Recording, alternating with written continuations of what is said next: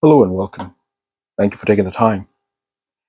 So, the British Empire, or as for that matter, mostly the ancient empires, when they would rule any particular area or even their own regions, there would be one major or basic principle: divide and rule. And I'm going to talk about particularly North America, like in the United States as well as in Canada.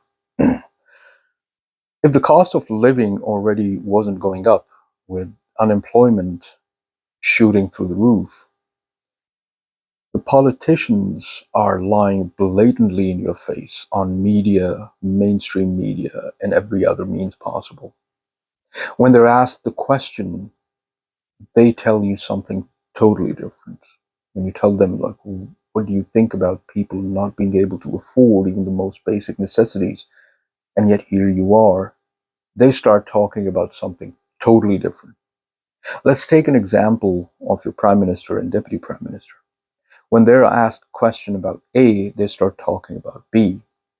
Even in the parliament, when they're questioned, they only blatantly and provocatively start talking about things that they have not achieved, but listing them as their achievement. They always tell you that, oh, we have done this for the people, and people are very happy, people are content. These politicians or these representatives or these journalists are just gaslighting the government. We are doing everything that we can, and we are making people happy, and we are making life easier for the people of Canada and the United States. My question to you, and here's where my conspiracy theory comes in as well: how many of you agree with that? This has been happening for quite some time now, and we are being pushed towards this society where lies are a new norm. Now, one thing which scares me, is Canada becoming a surveillance state. Now, it should be that we should be the ones knowing about our politicians. What are they doing? The aspects of their political lives. Where are they spending our money? Where are they getting their money? And we should be able to listen everything that they say or do openly. Everything should be public because they're public servants. We pay for their pays through our insane taxes. It shouldn't be the other way around. We're private citizens. They have no right to see where we're spending our money, what we're saying or talking about, where we go, or for that matter, what we say. But it seems that the society is being pushed towards a total surveillance mode where people are listening, social media is being censored, your opinions are being censored, and God knows if this video will ever reach you, if this gets censored, but I'll take the chance. I will keep posting. I just want all of us to stick together because this is exactly what's going on. Now, in Canada, what's happening is whoever raises their concern and whoever raises their voice, they calculated or they saw that, okay, there's a certain ethnicity and certain people from certain regions that if we let them in or if they come in droves, in big numbers, it will outnumber the ones who are concerned and who are most likely to stand up and stay united. So what happens? You are being outnumbered. Whether it's illegal immigrants being given asylums and eventually citizenship and being given the right to vote in the United States, or the mass influx of new arrivals in Canada and receiving all the benefits, jobs, all other government handouts, plus being told who to vote for. So this is my concern, that the concerned citizens of Canada, especially, I'm not being racist, not being biased in any case. I have respect for each and every one of you, irrespective of your color or irrespective of your ethnicity. But hear me out on this. Everybody keeps saying, oh, the Canadians, especially the white folks, are very biased, very racist, and they are very uh, biased towards the new arrivals. But that's not the thing. Let me give you an example. School season has started. You would have seen what has happened in schools. First thing that I'm very curious about, that how do they get their licenses? How are they even allowed to drive? Have you seen the number of crashes going up in the most unexpected places, even in parking lots? Plus, the way they drive is unbelievable. When in school, there is a lane for kiss and ride, there's a lane for bus.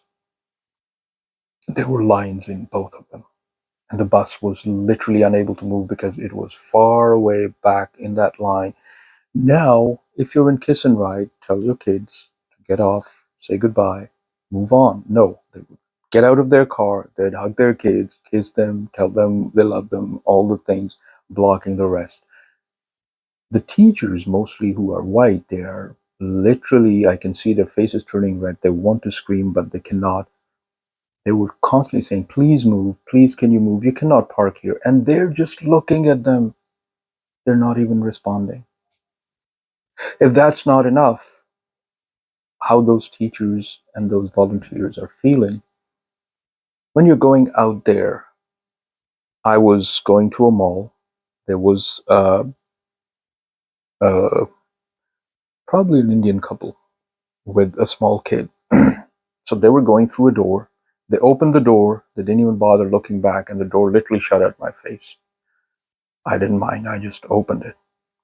But this is the simplest norm that the Canadian society lives by: courtesy and respect for others. It's dying out. Canadians are right that their society is dying. Their societal values are dying. They're being overrun, outnumbered. And I can give you tons of other examples. I've already talked about employment. I've already talked about the social condition.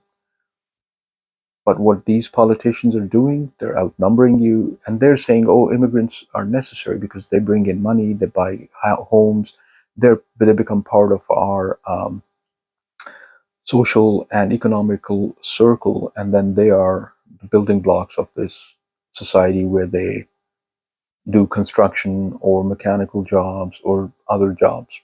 Fine, but what about the ones who are already looking for jobs or who are losing jobs against theirs? So if that wasn't enough, when people start to raise their voice, they are called racists, bigots. They are even called those words that I cannot repeat here from the Second World War, those Germans, those biased Germans. But what is the use? It's simple. We are moving towards a dystopian society, a dictatorship. Some people call it communism, but communism would be a lot better than what we're moving towards.